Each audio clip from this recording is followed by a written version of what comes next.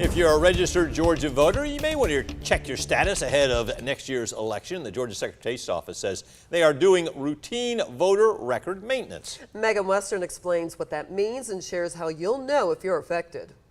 Lynn Snyder is an active voter.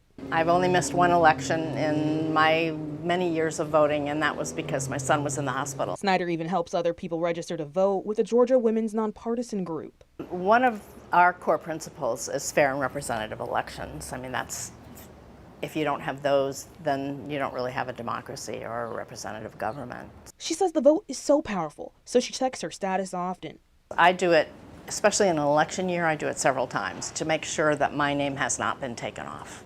As over 190,000 Georgians get their names moved from inactive status to canceled, we asked the Houston County Board of Elections how this happens. Voters are placed in inactive status basically when we haven't had contact with them for a certain length of time. Andy Holland, the county's election assistant, says this could happen if folks haven't voted in recent elections, either in person or by absentee ballot. If we've sent them correspondence and they haven't responded, or if we've been notified that their address has changed and we send them, or the state sends them something to verify they don't respond to that. You have only 30 days to respond. You can check your status at the My Voters page on the Secretary of State's website. Holland and Snyder say this is especially important ahead of the 2024 elections. Look to voters to be as prepared as possible, which includes checking your voter registration, making sure you know where your polling place is. That's the only voice we have in this country, is if we vote.